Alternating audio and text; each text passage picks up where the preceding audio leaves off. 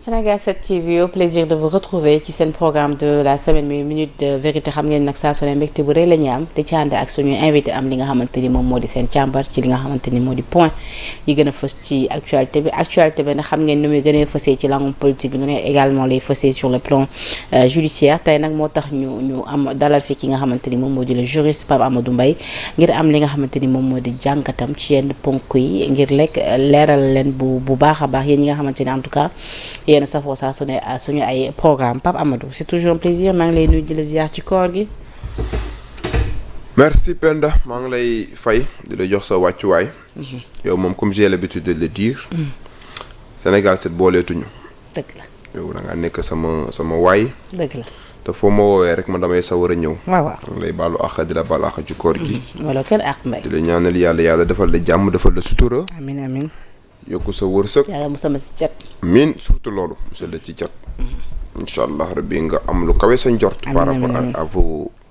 ambitions professionnelles. amiin am mbégte ñëw janoo ak yow. pour discuter. des questions en tout cas brûlantes de l'actualité politico-judiciaire. Merci. voilà mooy Pape Amadou na mu nu jaaxal koor gi dañuy woor di nekk en forme di am condition bu ñu waxee na muy war a jeexal.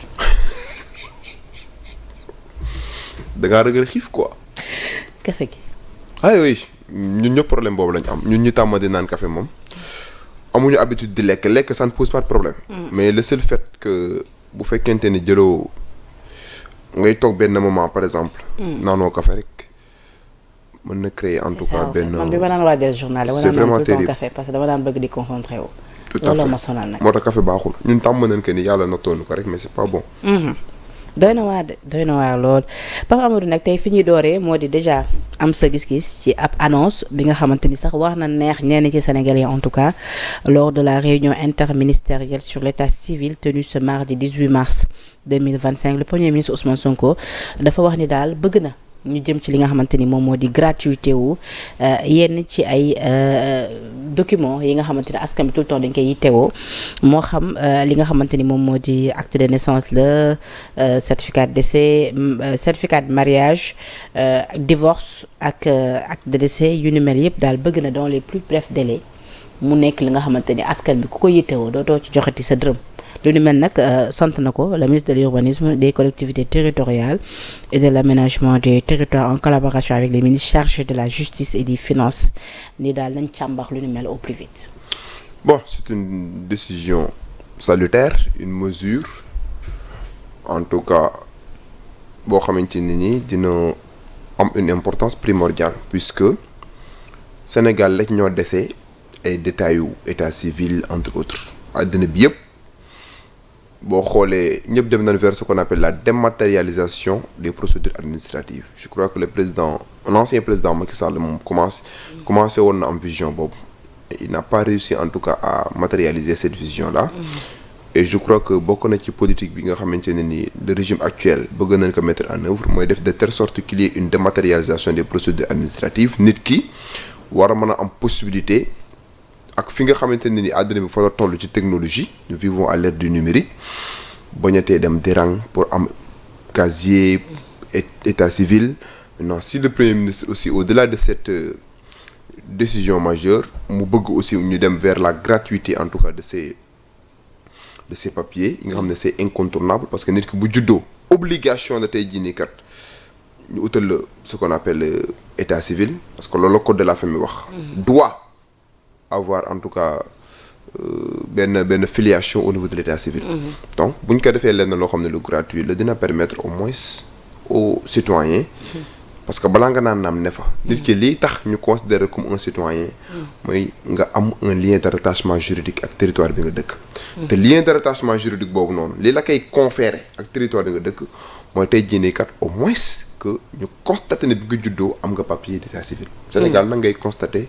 nit juddu ba màgg ñu naan lan mësta am ay papier mësta am donc loolu je crois que c'est des situations yoo xam ne war na mën a jeex. et pour se protéger même. nit ki bu sa doom juddoo rek pour nga protéger sa doom protéger wàll sa bopp da nga ko war a wutal papier. mais li ma jaaxal mooy ci jamono bi nga xamante ni tey jii pour nga ut papier rek c'est tout un problème bu ñu demee moom ba yegg ci gratuité bi moom baa du gën a doy waar. bon bu ñu demee parce que gratuité bi am na lenn lu ci am ça va permettre au moins Amadou ci même réew liggéeyante fi papier métti na de. pratiquement day jël toute une journée. c'est très difficile moom laa lay wax moo tax ma ne la Sénégal dafa nekk en retard. par rapport ak àddina bi ni muy fonctionner. léegi link yooyu noonu nag. décision bi nii ñu annoncé au niveau de la primature dina ko contourner parce que ñu ci bari au moins buñ la waree defal loo xamante ne ni gratuitement la wala dinañ jéem a xool benn 2000 buñ encaissé ci yow. donc corruption yaakaar naa ne buñ jëlee mesure boo xamante ne tey jii nii dañ koy du nekk mesure boo xam ne day yem ci wax. parce que bu fekkente ne premier ministre wax na ne chargé na que le ministre. de l'urbanisme. day jël arrêté collectivité territoriale. day jël arrêté. bu jëlee arrêté bu ko defee tous les centres d'état civil ils seront astreints en tout cas à respecter une telle mesure administrative. dañuy jël arrêté. dañuy jël normalement pour formaliser ko. parce que boo ko waxee nii rek. bu leen neexee ñu continuer les anciennes pratiques mooy par exemple ku ñëw di ut papier ñu laaj la benn 2000 wala entre autres pour jéem a xool voilà et pour contourner la corruption yaakaar naa ne premier ministre bu ko annoncé après dina jox injonction en tout cas ki nga xam ne moom mooy la tutelle ñu jël un arrêté mu nekk une décision administrative donc boo xam ne dina mën a corroborer loolu noonu dans ce sens là de telle sorte que tous les centres d'état civil tous les officiers d'état civil comprennent que léegi pour que nit ki am accès à ces papiers yi nga xam ne c'est des papiers qui sont fondamentaux nekkatul leen loo xam ne lu war a jafe lay doon léegi nag bu fekkente ne gratuité boobu noonu la gratuité est accompagnée en tout cas de la dématérialisation moo ñu def de telle sorte que notre administration soit numérisée dina nekk aussi une avancée significative boo xamante ne nii dinañ gagner en temps et dinañ gagner en économie. suivi tamit day baax tout le temps askan tamit xam fu ñu ci toll parce que souvent ñu annoncé ay mesures après duñu xam mujjantal ba fii lañ fi annoncé woon tamit que ni ba tey ngir xeex wàllu guerre bi nga wax nii policiers yi dinañ dem ba si seen wàllu équipement dinañ am li nga xamante ni moo di ay caméras de surveillance yoo xam ne dañ koy incorporer seen tenue boobu ba tey tamit xamuñu yëf yi fu mu toll. oui annoncé woon nañ aussi mesure boobu loolu aussi c'était une initiative salutaire. Non. Jusqu'à présent la matérialisation pose problème xaw ma nag qu'est-ce qui bloque au niveau du ministère de l'intérieur bi nga xamante ne tey ji moom moo annoncé une telle mesure en tout cas loolu day entrer en droite ligne ak li nga xam ne moom la expliqué tout à l'heure par rapport ak la décision bi nga xam ne bëgg nañ ko jël au niveau des centres d'état civil maintenant on verra si le régime actuel parvient en tout cas à matérialiser ces mesures dina nekk leen loo xam ne dina impacter positivement en tout cas ci dundunu askan wi parce que tey jii nii war a xëy liggéey yi wala war a jàngi tey ji parfois boo war a lijjanti benn papier aussi minime soit-il dina la jural parfois toute une journée parfois sax nga obligé bàyyi say activité professionnelle pour mën a toog un jour lijjanti benn casier wala loo xam ne tey ji waroon nga mën a toog sa kër à travers ton téléphone portable nga am ko technologie toll na foofu noonu donc yaakaar naa ne bu fekkente ne par exemple l'ensemble des décisions yi nga xam ne ni annoncé gul nañ ko matérialiser dañu archaïque nag de Sénégal dañoo archaïque ba tey trop archaïque c'est très dépassé nit ki war soxla benn casier boo xam ne 200 rek ngay fay au tribunal ñu ne la demal ba suba 48 heures parfois demal ba 3 jours ça c'est terrible à partir de nos smartphones nous devons avoir en tout cas la possibilité d'accéder à beaucoup de nos documents administratifs yoo xamante ne dañ koy soxla dans la vie de tous les jours tout à fait beneen révélation bi nga xamante ne également jibaat na démb ci li nga xamante ni moom moo di ci li gën a fës en tout cas ci lu ñu mën a jàpp ci xibaar yi démb ñi ngi doon amal ab activité organisée par la JPS de Mbao bu ñu sukkandikoo suñu naataango yi nekk ci site bii di Seneweb nee nañu l'ancien ministre de l'économie et des finances Moustapha Ba a été tué en France mu nekk ab xibaar bi nga xamante ni mu ngi jibee ci ki nga xamante ni moom moo yore kàddu gouvernement bi muy Moustapha Njekk Sare nee na dañu nax ci suñu ay chiffres ba noppi itamit fenn li nga xamante ni moom moo di askan bi nee na le président Bassirou Diomaye Diakhar Faye ak le premier ministre Ousmane Sonko bi ñu dajee ak Moustapha Ba ndem si yàlla si daf leen waxoon ni leen chiffres yooyu ñu annoncé woon ci li nga xamante ni moom moo di rapport Cour des comptes ak yu ni mel lu ni mel du chiffre exact yi déjà loolu benn révélation la benn bi ko topp moo di war nañ tamit leeral li nga xamante ni moom moo di les circonstances de sa mort car il a été tué dans des conditions troubles. bon bu fekkente ne. lan moo ci war a nekk taxawaay justice. le sieur Moustapha Sarré. mi nga xamante ne il n'est pas n'importe qui dans ce pays. parce que vous l'avez mentionné.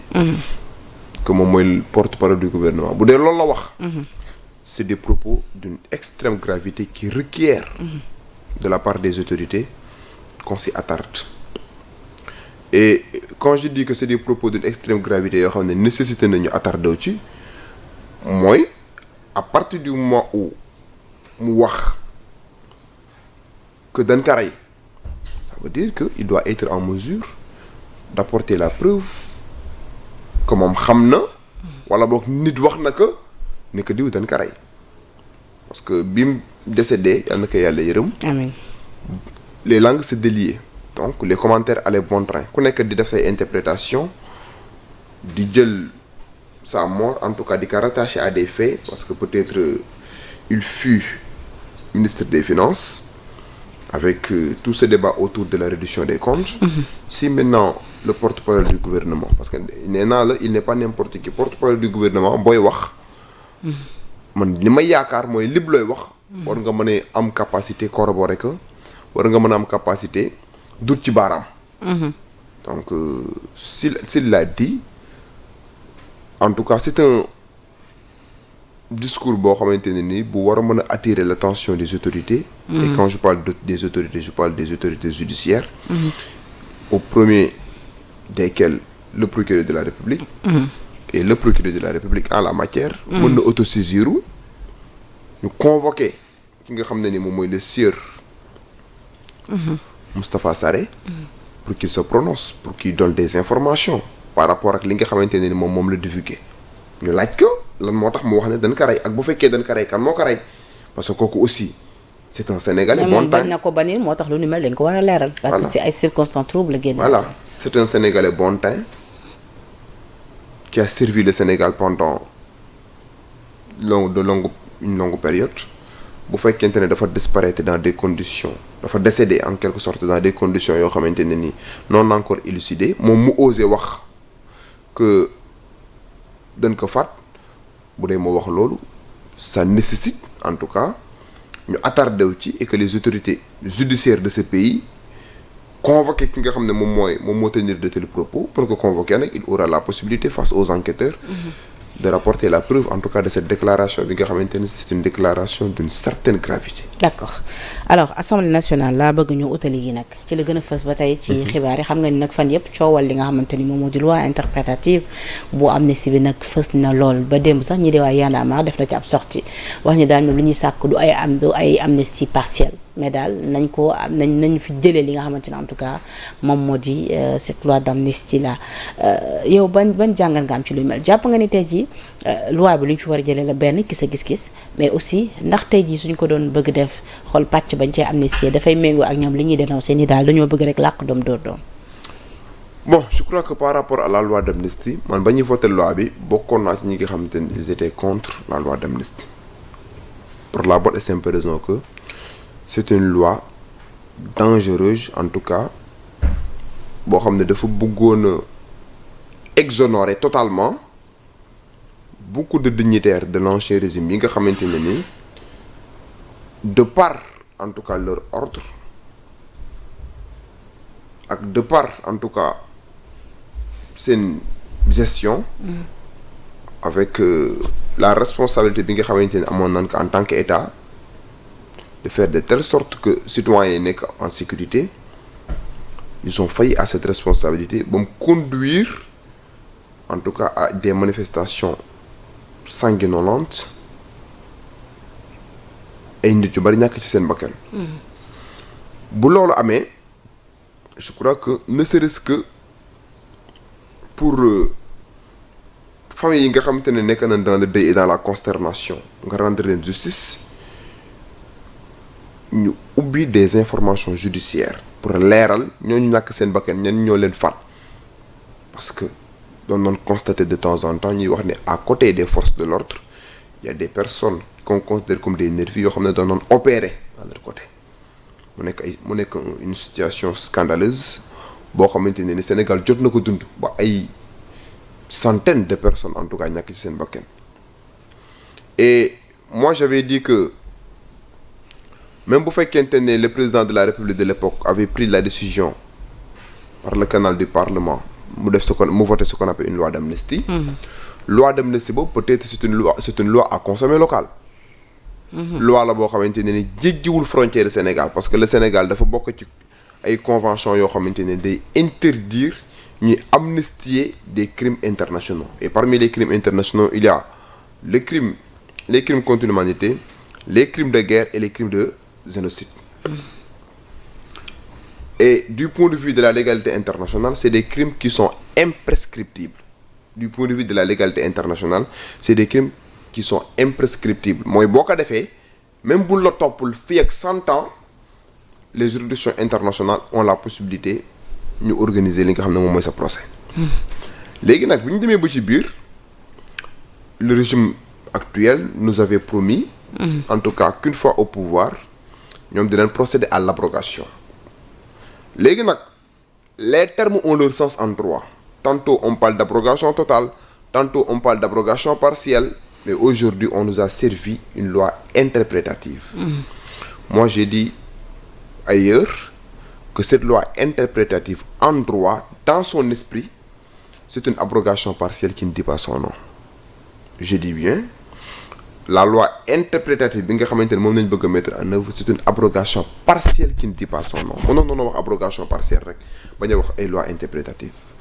parce que même bu fekkente la loi interprétative lu mën a nekk la et autre chose la vocation du législateur ab loi bu ñu ko voté Assemblée nationale les députés en droit on les considère comme des législateurs n'est pas d'interpréter la loi le législateur il peut se limiter à voter la loi. Maintenant lorsque la loi entre en vigueur dans l'ordonnancement juridique interne et que ñu dem ba benn instant ñu constater ne la loi elle est obscure elle est ambiguë ou bien elle est de portée douteuse bu boobaa l'interprétation de la loi incombe au juge c'est le ressort du juge seul le juge peut interpréter la loi. mooy man le juge j'ai été saisi d'une loi boo xam ne qui me paraît être obscure ambiguë ou de portée douteuse je peux user de mon pouvoir d'interprétation parce que juge bi nee naan que yow obligatoirement à chaque fois que tu es saisi d'un contentieux da nga war a rendre une décision amoo droit ñu ne ñu déférer la un dossier nga ne non man dama juger parce que loi bi dafa lëndëm non même bu loi bi lëndëmee nee nañ juge bi tu as la capacité d'user de ton pouvoir d'interprétation en appliquant une jurisprudence par exemple la doctrine entre autres c'est pourquoi même on dit que le juge en appliquant une jurisprudence il supplée la carence du législateur mooy les erreurs qui ont été commises à l'Assemblée nationale juge bi am na possibilité mu suppléer cette carence là mu corriger ces erreurs là à travers quoi à travers une interprétation à travers l'application peut-être d'une jurisprudence mais Assemblée nationale xaar ñu moom lu bari pour mieux interpréter léegi nag ils ont choisi en tout cas d'aller vers une loi interprétative lu ñu prévoir la et une loi interprétative day rétroagir ça veut dire que loi bi nga xamante ne Pastef bëgg na ko modifier tuddee ko loi interprétative day rétroagir ça veut dire que day prendre en considération des situations qui sont antérieures à son entrée en vigueur. Justement parce que ñoom modification bi ñu ci def impliquant même peut-être ñi nga xamante ni jàppoon nañ leen ñu mën a delluwaat kaso. oui question boobu man déjà réglé woon naa ko ne woon naa la même bu ñu defoon abrogation totale ñi génnoon kaso yi mënuñoo delluwaat kaso. même bu ñu defoon abrogation totale ñi génnoon kaso mënuñoo delluwaat kaso. ñenn ñoo mën a delluwaat dans ce cas là. kenn du delluwaat kaso parce que la plupart des gens yi nga xamante ne ni loi d'amnistie bi moo tax ñu génn kaso bi ñuy génn kaso ils n'étaient pas définitivement condamnés parce que en droit il faut savoir faire la différence entre koo xam ne dafa nekk prison parce qu'il a été définitivement condamné ñu tuddee ko un détenu am koo xam ne dafa nekk prison parce qu'il subit une détention provisoire mooy lan ñu ngi lay tuumaal ci benn affaire. placé na la sous mandat de dépôt ton dossier est entre les mains du juge d'instruction demagoon sax procès. La plupart des gens yi nga xamante ne Pastef lañ bokkoon détention provisoire lañ doon subir pour des accusations en tout cas yoo xam ne mooy les incriminations élastiques yi ñu constaté woon ci temps Macky Sall. parce que même démb ci conférence boobu ñu ngi dégg benn moment caat naan tey jii amnistie totale bu ñu ko defoon kii suñu ginnaaw di Pape Sané moom mi nga xam dafa dem seeti ji Ousmane Sonko si jamono jooju ñu jàppoon ko moom sax dafay dellu kaso comme pour dire que ni ñoom sax xam nañ ni peut-être tey ji bu ñu defoon amnistie totale ñoom loolu duñ ci bénéficier wu mais quand même lu ñu mel lañ bëgg pour tey ji que justice soit rendue tey ji. non xam nga Pastef la moo tax choisir une abrogation totale parce que dafa am politique bu jëm bu am derrière xam nga la mooy politique bi même buñ delluwaatul kaso mooy non di yi nga doon même buñ delluwaatul kaso tey même bu defoon abrogation totale kenn du delluwaat kaso loolu c'est inimaginable juriste bu koy wax sax loolu du xam-xam parce que en procédure pénale la liberté moom mooy le principe l'exception et la détention et je t'ai dit tout à l'heure que ñoom ñi génnoon kaso yëpp de par la loi d'amnistie ils subissaient une détention provisoire ils n'étaient pas définitivement condamnés au pénal mais dossiers yi nga xamante ne yëpp loi d'amnistie bi taxoon na kenn càmbaru ko mais les juges peuvent continuer di càmbar dossiers yooyu noonu delluwaat kaso bi du am mais càmbar boobu day am te loolu danañuy créer waatal une forte judiciarisation de l'espace politique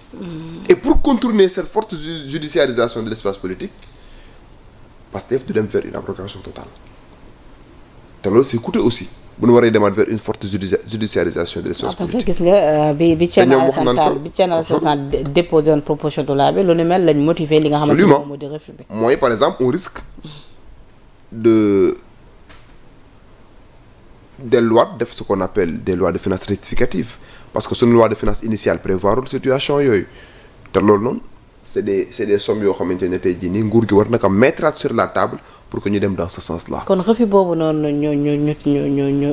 refus de proposition de loi bu Thierno Alassane Sall donc c'était justifié. oui c'est-à-dire quand je dis c'est justifié. mooy man àndul nag parce que nee nañu naka la mën a coûter parce que leeral. non dafa am lenn loo xam ne nit ñi dañ koy ragal a wax man dama koy wax. le fait que ñu bi Thierno Alassane Sall waxee defee proposition de loi bi ñu rejeté que politique la parce que Pastef buggul ba sa ñoon lii tax loi d'amnistie bi tëb ci ñoom lay jógee loolu politique la et ça se comprend nous sommes sur le terrain politique chacun et Thierno Alassane Sall aussi c'est quelqu'un boo xamante ne ni il lance des coups bas c'était fait à dessein li mu bëggoon mooy gëmloo leen ni leen yéen a ko duggoon askan wi kon proposé naa ko. donte ni jàpp nga ni argument bu ñu teg bi argument bu. bon c'est un argument qui est acceptable parce que même bu fekkente ne ragalul delluwaat kaso parce que nee naa delluwaat kaso gi mënul ne mais le fait que ñu dara delluwaat vers une forte acceptable oui mais peut-être pas convaincant. peut-être mën na bañ a convaincre ñenn ñi. c'est acceptable parce que nee naa la même bu fekkente ne duñ delluwaat kaso mais dossier yi dinañ ko càmbaraat càmbar googu ñu càmbaraat dossier yi c'est coûteux càmbar googu ñu càmbaraat dossier yi ça peut nous conduire à aller vers une forte judiciarisation de l'espace politique. Et présentement nii c'est le moment de travailler pour essayer d'apporter mais des ndax solutions. dans ce cas là su fekkee ci sens boobu la ndax mënuñu koon expliquer ni askan bi parce que ñenn ñi ñu ci jàpp mooy c'est uniquement pour làkk doom dóor doom. bon loi interprétative bi am nañu ko analyser noonu parce que boo xoolee bu fekkente ne par exemple dañoo insérer la notion de motivation politique loolu nag juge moo koy apprécier parce que ñi ñu war a jàpp après. bu ñu defee ba pare bu ñu defee loi interprétative ba pare bu ñu demee ba war a jàpp léegi nag tribunal am na si ñoo xam ne seeni avocats peut-être ils vont s'arc-bouter sur cette notion de motivation politique pour démontrer peut-être que. léegi boo nekkoon seen conseil juridique loolu doon conseil ci li ñeel cette loi d'amnistie. ñu wax carrément que dañuy def abrogation partielle bañ a wax ay loi interprétative. abrogation partielle bi kat bi ko El Malick waxee moom dafa juróon coow est-ce que mën nañ cee delluwaat. bi ko El Malick waxee woon ci plateau de GCV xam ci moom lañ ko njëkk déggee. mais loolu moo gënoon. xam nga juróon na coow. parce que loi interprétative moo tax ñu ñëwaat ak Amadou Ba. xam nga loi interprétative bi ñoom benn soppite rek leen indi ci loi et je tiens à préciser Penda que loi interprétative bi du abrogation de loi wu Macky Sall bi moo des ba léegi dañ ko juste modifier. amnistie bi mooy des ba tey bougé wul. dañ ko juste modifier loolu si bëgg naa mu leer liñ ci changé mooy dañ ne. parce que ci temps Macky Sall ñoom ni ñu caractérisé woon loi d'amnistie bi mooy képp ku def crime ak délit mooy une infraction criminelle wala une infraction correctionnelle par rapport ak émeutes yi amoon loi d'amnistie bi effacé na. ñoom ñu ne dañoo bëgg identifier li crime ñoom ñu ne nag léegi crime bi ak délit bi loolu lañ bëgg identifier bu fekkee crime de sang la yi jotoon a am loi d'amnistie bi mënu ko couvrir mais loolu même ñoom buñ ko waxul j'ai dit ailleurs même Pastef buñ waxul ne crime de sang yi bokku ci sax crime de sang yi mënu cee bokk parce que Sénégal dafa ratifier ay conventions internationales yoo xamante ne day interdire formellement ñu amnistier en tout cas des crimes internationaux mais nag la précision peut-être dina am importance pour la bonne et simple raison que buñ bàyyi woon noonu ko Macky Sall defee woon doo mën a topp kenn. mais à partir du moment ñoom décidé nañ def une loi interprétative même bu fekkente ne man li ma gënaloon moo ñu dem vers une abrogation partielle. mais loi interprétative bi dina permettre. mais abrogation partielle bi boobaa kon nu mu doon demee. bon c'est la même chose. abrogation partielle mooy ñu wax ne par exemple kat am na ci partie loi bi nga xamante ne Macky Sall bàyyil nañu ko fi loi amnistie bi yoo xam ne nii dañ koy maintenir mais am na ci loo xam dañ koy changer. pour permettre au moins à ces personnes yi nga xamante ne tey jii ñàkk nañ seen bakkan dans des conditions inavouées ñu leeral et que ñin ci war a topp bu dee ay nervi leen bu dee ay forces de l'ordre lan ñin ci war a topp ñu topp leen ne serait-ce que pour rendre justice à la famille à ces familles yi nga xamante ne ñu ngi nekk dans le deuil. mais loolee kay waaye mais c'est-à-dire loolee ak loi interprétative benn la juste que peut-être yow terme bi moo la gënal. voilà c'est-à-dire loi interprétative am na mais c'est une abrogation partielle boo xam ne dafa mais dans ce cas-là su ma comprendre li nga wax kon loi bi plus dafay viser li nga xam ne ñoom ñoo di nos forces de défense et de sécurité. oui mais il faut da coow li nekkee nag. pas les forces de défense et de sécurité et ceux yi nga xamante ne ñoo doon opérer à leur côté comme des nervis ak ñi nga xam ne peut-être ñoom ñoo doon jox ay ordres. mais loolu est-ce que dina yomb loolu la moo war a nekk conséquences yi. mais conséquences yi mooy tey jii nii bu fekkente ne à travers des vidéos. identifié parce que ndax nos forces de défense et de sécurité tey jii d'accord pas de là à tirer peut-être sur des honnêtes citoyens mais ndax tey jii seen taxawaay mayu leen tey jii pour en tout cas sécuriser li nga xamante ni moom moo di les personnes et leurs biens comme ni ñu ko charte yi tëralee. ndax tey jii mayu leen ci jamono joojee ñu opéré woon en tout cas ñu amoon en tout cas je dirais boobu lay taxawaay. oui xam nga les forces de défense et de sécurité ñoom li nga xam ne moom mooy seen mission. est-ce que tey jii bu ay poussé bu ci amee ëllëg bu ay émeute amee duñ toog croiser seen i bras. non mënoo ñoo croiser seen i bras parce qu'ils ont choisi d'opérer dans ces corps-là c'est un impératif boo choisiree benn corps obligatoirement bu la joxe parce que bu ñu waree dem ci ay ces genres d'opération-là du ñoom ñooy jógal seen bopp a dem dañ leen di réquisitionner. oui kan moo leen di réquisitionner mais la hiérarchie. te tey bu lee réquisitionné même armée bi ngay yóbbaale sax dañ koy identifier wax la temps bu situation bi demee ba tollu fenn fi nga woote hiérarchie bi est-ce que mën nañoo def lii est-ce que mën nañoo def lii moo tax ma ne la. au-delà des forces bu ñu leen bëggee poursuivre ça va être compliqué.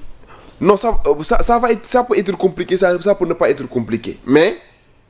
li nga xam ne tey jii nii parce que aussi bu fekkente ne mën nañoo justifier devant le tribunal que ci am na yenn riposte yoo xam ne dañ ko def juste pour se protéger. légitime défense lu am la code pénal dafa consacrer légitime défense comme un fait justificatif loolu ñu tuddee les causes objectives de responsabilité pénale mooy fait bi am na mais kenn du la ci topp am na aussi lu ñu tuddee l'ordre de la loi et le commandement de l'autorité légitime mooy kat li ma def nii samay supérieur hiérarchique ñoo ma ko def loo mais quoi qu'il en soit am na ci ay bavures yoo xam ne ça ne se justifiait pas. ay rey yoo xam ne ça ne se justifie pas et loolu bu fekkente ne par exemple loi bi tëb na on aura la possibilité ñu déférer cette situation devant la justice et que la justice jël mesure yi nga xam ne moom la ci war a jël. mais man li ma gëm mooy loi interprétative du lu bon mais mënoon nañoo kaa tuddee abrogation mënoon nañoo def abrogation partielle bu ko defee mu bañ a nekk lenn loo xamante ne day créer un peu la zizanie. te la loi interprétative est rétroagée parce que ñetti type loi yi ni ñooy rétroagir dans le conflit de loi xam nga dans le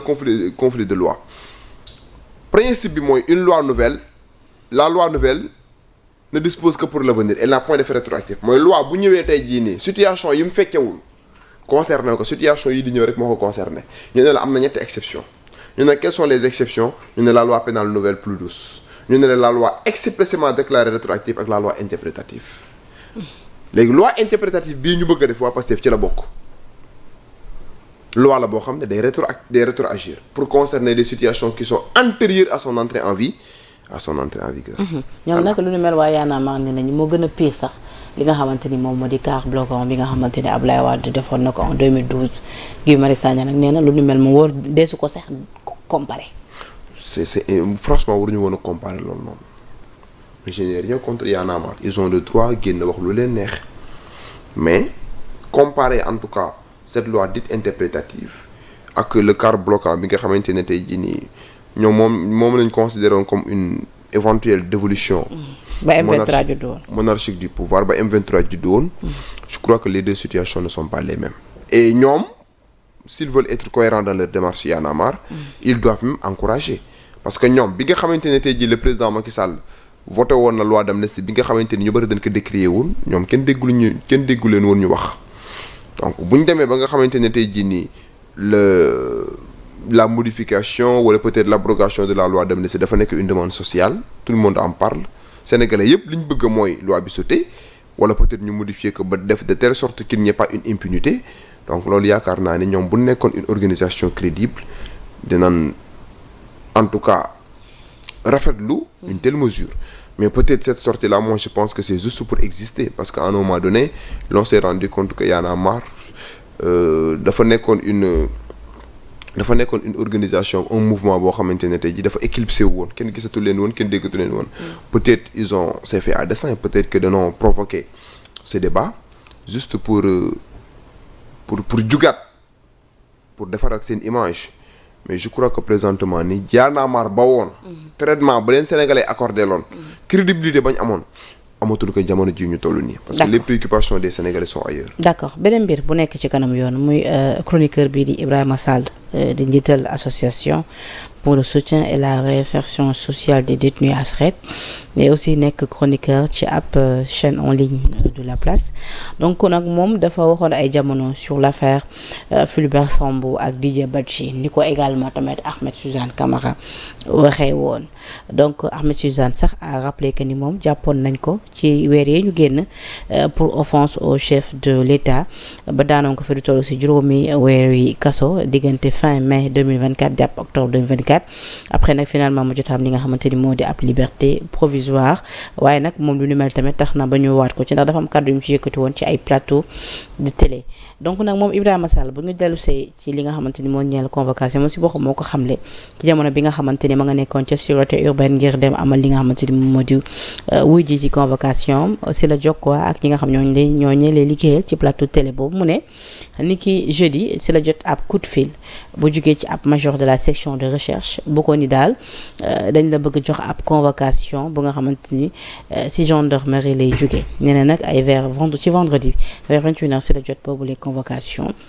biñ ko jotee nag nee na bi ñu ko jotee xamoon na ne exactement ci affaire Didier Badji ak Fulbert Sambou lañ koy toppee nee na nag bi mu yegsee ci enquêteurs yi tamit laaj nañ ko moom it tontu na waaye tamit dañ ko wax ni ko lu ñu mel mënees nañ dem ba am ay daan wala ba ñu jàppale ci li nga xamante ni moom moo di kaso waaye nee na yegguñ foofu en attendant dafa war a indi li nga xamante ni moom moo di firnde yi waaye tamit war na gis ak ki nga xamante ni moom moo di avocat waaye nee na moom mi ngi fàttali ni lu ñu mel mi ngi ko waxoon ci jamono bi nga xamante ni daboon na dem Mali ñibbisiwaat nee na nag loolu mat na juróom benn weer ci ab émission Walfadjri na ko waxee woon mais vidéo bi dafa viral nee na nag moom jàppul ni ci boobu la vidéo daal war nañ ko cee war a mën a teg loxo yow lu ni mel moom bon je crois que à partir du moment où Ibrahima Sall nee na tamit buñ ko jàppee tamit dina dénoncer cette arrestation je crois que c'est un dossier boo xamante ni c'est un dossier qui est là yaakaar naa ne képp koo xamante ne tey jii am nga responsabilité di toog ci télé di wax ñu lay dégg war nga def de telle sorte que bépp déclaration boo xam ne ni da nga koy def mu nekk déclaration boo xamante ne ni di nga am capacité bu la woowee ci yoon nga dem nga wuy ji te aussi nga am capacité honnêteté intellectuelle nga prouver ko bu fekkee moom moo defoon une telle déclaration et qu'il est convoqué dans ce sens-là na dem mu rapporter la preuve en tout cas de ces déclarations s'il n'a pas de preuve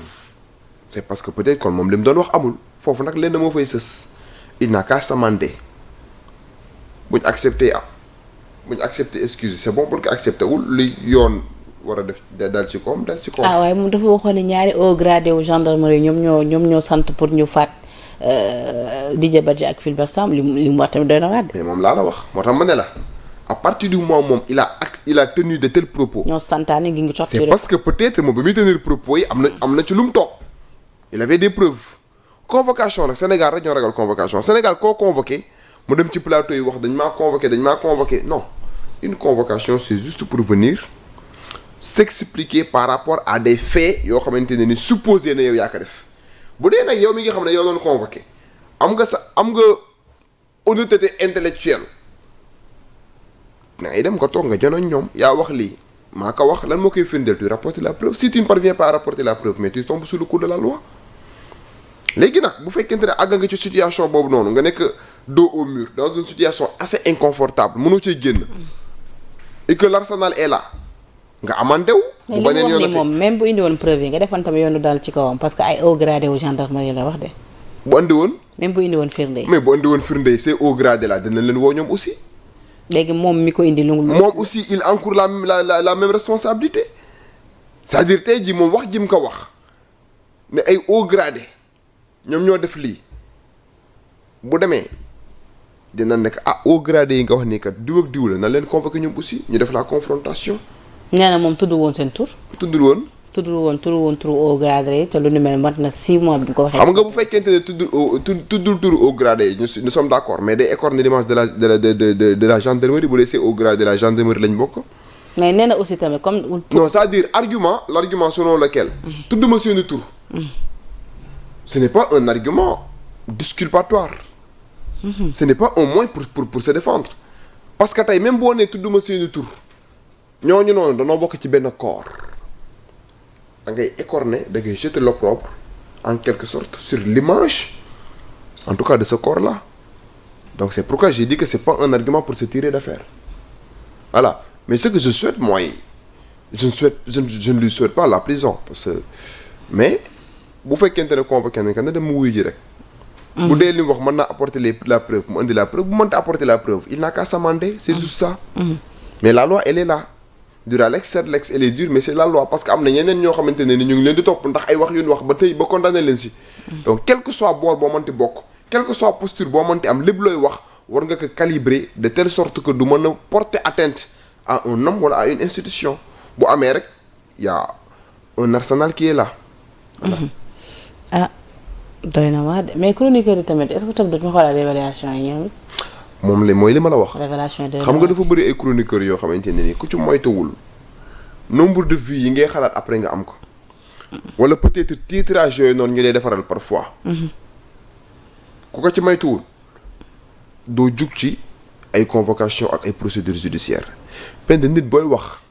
da ngay li ngay wax da nga kaa war a maîtriser wala mu nekk lenn loo xam ne loo mën a dut baaraam la être factuel et textuel. mais da ngay gis Sénégal ay chroniqueurs yoo xamante ne ni ce qui leen intéressé c'est des révélations maa def révélation bi wala parfois dem nit wax la benn affaire nga gëm ko ñëw toogaat di ko wax. ñaar daal moom il ne doit pas payer à la place des coupables te lu ne bu ko waxee c'était uniquement pour que enquêteurs yi mun a exploiter boobu la piste kon moom dañ doon jàppale rek ci enquête bi. il ne doit pas payer à la place des coupables da leen doon jàppale ci enquête mais booy jàppale nit ci enquête je crois que. mën nga ko defee ci beneen anam mais pas tey jii ngay wax par exemple ay hauts gradés ba dee noonu la ko waxee je crois que c'est trompé et d'après même ni muy justifié woo c'est une sorte en tout cas de c'est une manière de s'excuser pour wax ne par exemple man li ma waxoon. nekkul leen loo xam ne nee na aussi ça devient paradoxal que mu cité woon de hauts gradés de la gendarmerie et qu'en retour c'est la gendarmerie qui l'auditionne dans cette affaire. oui côté boobu d'accord naa fa ak moom. pour opérer une certaine distanciation critique par rapport à ce dossier bu fekkente ne moom ñi mu wax jooju gendarmerie lañ bokk pour être plus crédible l'enquête devait être confiée à la police. voilà. léegi Ahmed Suzanne Camara moom li nga xamante ni moom dafa bénéficier woon tey d'une liberté provisoire ñu ko doon toppee pour offense au chef de l'État tey moom mi ñu war koo waat mu demoon wuy ji en tout cas ci tamit ci cas bi moom it lan moo ko ci war a mën a fekkaat. dañ ko mayoon liberté provisoire. waaw jugé woon nañ ko ba pare. waaw liberté provisoire la amoon waaw. jugé woon nañ ko ba condamné ko wala. ba moom. wala jotuñu ko woon a condamné. defoon na juróomi weer ci prison bi jotoon nañ ko condamné kay. voilà bu fekkee jotoon nañ ko condamné bu lii dalaatee ci kawam attention bu fekkente ne dañoo waxoon sursis bu ko yàlla na toobam amaat beneen dossier day purger peine bële ba pare. loolu purger peine bi nga xam ne moom la ñuy prononcé waat et bu fekkee dafa amoon liberté provisoire et que présentement ñu koy tudd ci dossier bi naka yàlla bu demee mu leeral li nga xamante ne tey jii nii moom lañ koy toppee mais en tout cas bu fekkente ne il faisait l'objet d'une condamnation pénale définitive bu lii dalaatee ci kawam mën na gën a corser. en tout cas li nga xam ne moom mooy la peine qui sera prononcée par rapport à ce dossier là. donc nañ dem wuy ji et ku la woo bu la joxul wax la. voilà. moom nag démenteeroon na de ni jotul convocation man nag loolu ma jaaxal. jotul Ahmed Suzanne maa ngi koy woo pour vérifier loolu ma jotuma ko.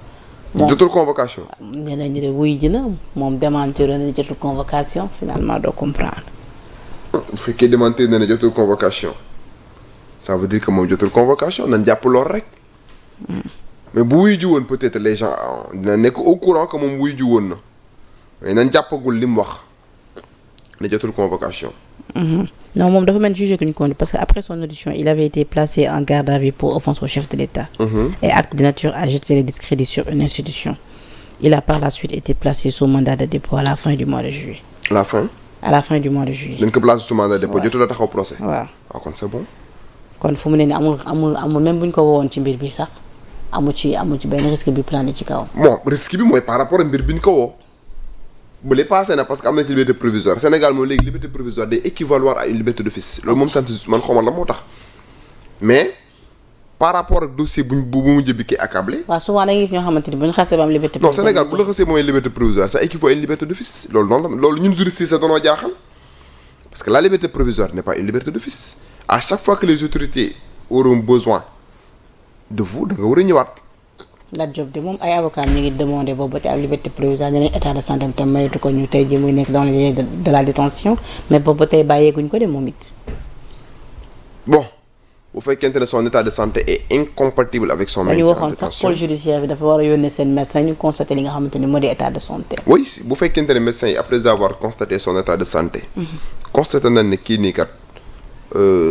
son état de santé est incompatible avec son maintien en détention.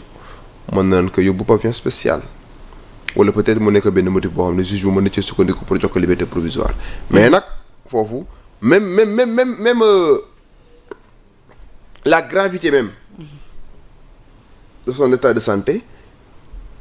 liéwul en tout cas yi nga xam ne moom mooy les juges d'instruction mais en tant que être humain bu ko neexee mën na ne comme que son état de santé est fragile et incompatible avec son maintien en détention bàyyil ma accorder ko liberté provisoire d'accord wala ma accorder ko contrôle judiciaire d'accord beneen mbir mu ñeel mbiru Ardo Gningue l'activiste Ardo nag teel a doon janook le juge des flagrants délits de Dakar procureur doon sàkk ci juge bi mu daan ko juróom benn weeri kaso yi nga xam dañ ko ciy tëj ñetti weer yu nga xamante ni tëj ràpp lay doon parce que daal nee nañu moo caapa bi nga xamante ni employé woon na ko moom Ardo loolu dafa nekk ay propos contraires à nos bonnes mœurs xaaroon nekkul daal en tout cas li nga xamante ni ngi koy xaar ci suñu espace public. oui le procureur a requis 6 mois dont 3 mois ferme et j'ai entendu dire que le juge a mis mettre l'affaire bi en délibéré ça veut dire que beneen jour la war a joxe verdict bi bon attendons de voir et je crois qu'à la barre il a présenté ses excuses il s'est amendé et le seul fait en tout cas mu amandé bu fekkente ne c'est un délinquant primaire koo xam ne ni c'est la première fois qu'il comparaît devant une juridiction répressive et que moom aussi mu amandé war na mën a nekk benn moyen pour que le juge en tout cas fasse preuve de mansuétude à son égard parce que liberté moom man yaakaar naa man je suis de ceux yi nga xamante ne ni bëgguñu emprisonnement bëgguñu condamnation man moo sañoo duñ tëj kenn parce que liberté mooy principe exception mooy détention tey koo tëj di nga tëj peut-être un père de famille un responsable entre autres mais ñoom aussi bu ñuy nekkati sur l'espace public ñu tenir en tout cas mais Ardo moom bi ñu ko convoqué leen li ko jaaxal mooy ci ay weer a ngi nii muy gis xale yi ci internet bi naan Ardo waru korité këram donc moom jàpp nañ tey ji peut-être quelque part dañoo bëgg rek doxee li nga xamante ne en tout cas moom la moo di bëgg-bëgg booy. je n'ai pas la même appréciation parce que tey ji la justice elle est là elle n'est pas influençable les juges ne sont pas influençables c'est une justice boo xamante ne nii yaakaaruma ne opinion bu moom moo koy diriger et ce serait une erreur grossière que de penser un instant ñu nekk dans une république et que justice di fonctionner au même rythme que l'opinion non bu ñu ko convoqué rek c'est parce que il a tenu des propos désobligeants véhéments qui requièrent en tout cas peut-être une sanction wala peut-être un rappel à l'ordre bu ñu ko mënta sanctionner ñu rappeler que à l'ordre wax que ne ces propos là nit boo nekkee dans l'espace public waroo tenir de tels propos je crois que il appartiendra à la justice en tout cas d'apprécier quel est le sort en tout cas bi nga xam ne moom nañu war a réserver mais li may waxaat dama ci delloo ci waat les chroniqueurs les hommes de médias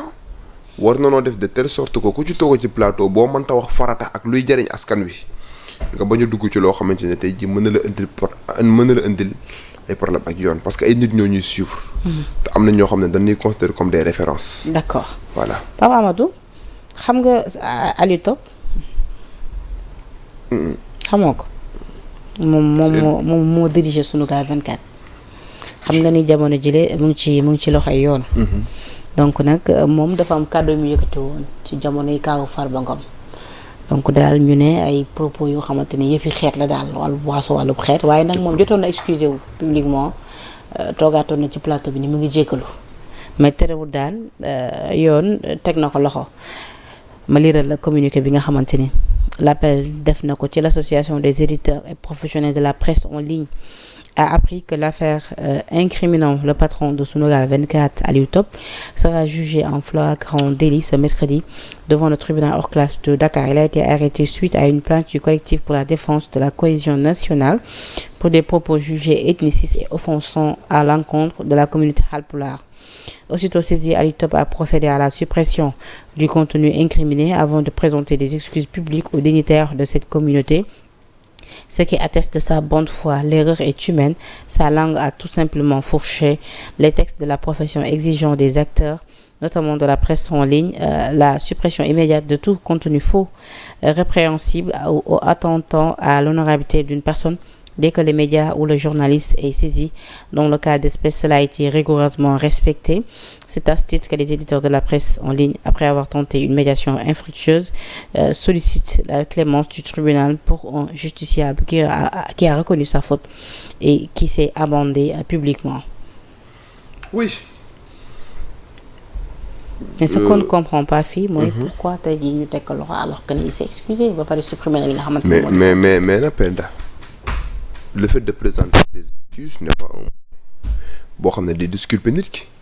mën nga présenter ses excuses sax tribunal passé outre parce que présenter ses excuses lu ci bari parfois avocat yi ñoo la koy wax pour au moins atténuer la peine pour juge bi en tout cas pour que le juge puisse faire preuve de mansuétude à ton égard mais c'est pas parce que da ngay wax ay tooxi doona supprimer que tey tu te tires d'affaire non wala nga wax say tooxi doona génnaat après ni damaa juum oui parfois nag nit mën na juum ça se comprend mais bu fekkente ne noonu la demee je crois que li nga xam ne ni communiqué bi nga lire tout à l'heure nekk le communiqué boo xamante ne ni corporation bi moom moo ko def de la presse en ligne. voilà donc tribunal war na mën a prendre en considération le fait que moom excusé wu na buñ koy infliger ñu infliger que en tout cas une peine qui n'est pas du tout sévère pour que mu mën a servir de leçon pour la postérité. Donc yaakaar naa ne aussi c'est un dossier dégg naa moom mooy patron je sais pas si c'est le patron de Sunugal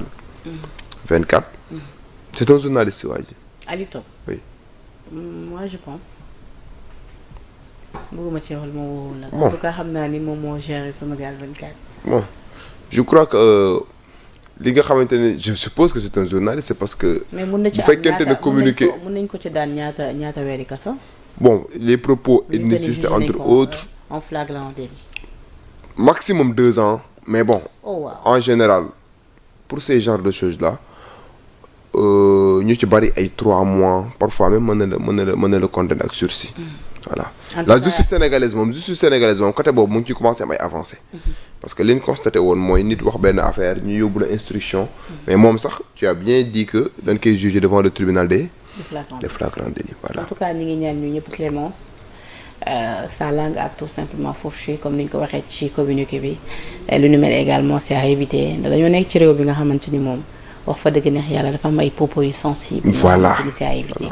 Donc mais quand même nit ku juum reconnaître na juum na loolu tamit dañ ci war a tenir en compte ñun ñëpp en tout cas ñu ngi koy masawu suñu frère la ñu ngi koy ñaanal mu génn ci xat-xat yi mu nekk bu baax a baax Sénégal c'est également ki sama kàddu mu ngi koy masawu bu baax a baax moom Aliou Top yàgg également bokk ci suñu ay invité de temps en temps fii ci suñu ay plateau ci Sénégal 7 TV donc Pape Amadou ça a été un plaisir maa ngi lay bàyyi nga tàggatoo le mot de la fin. Merci Penda donc c'est toujours un plaisir. à rappeler que ne Ardona ñi ngi xaar li nga xamante ni moo di délibéré bi le 26 mars. Tout à fait c'est toujours un plaisir de m'entretenir avec vous par rapport en tout cas à cette émission. nga nekk nit ku baax nit ku xam nu muy traité ak invité am et loolu moom fu ma toog ak yow plateau dinaa la ko rappeler nekk nit aussi ku am yar si nit et c'est très important donc dama lay souhaiter en tout cas un prompt succès dans le monde professionnel. Et je crois que dans cette logique, dans cette dynamique, tu peux le faire, Inch'Allah. te nag émission bi dañ koy may suñu rakk Baye Mass. sama waa ji barki démb waxoon na day ñëw kër ga. mais xam naa tey xam naa ko tey dinaa ko woo. sama doom la sama doom la macha allah woykat bu am talent. macha allah Baye Mass macha ñu ngi koy nuyu talentueux et ambitieux. Mass ni ku baax la ñu ngi koy nuyu bu baax a baax. donc di remercier également la régie tuuti moo nekkoon ci xarala gi comme d'habitude la rédaction de Sénégal c'est également yéen ñi safoo saa su ne suñu ay programme demain ngeen ñu retrouver ak yeneen invité incha allah lépp ba tey rek pour votre plaisir d'ici là portez-vous bien jërë ngeen jëf.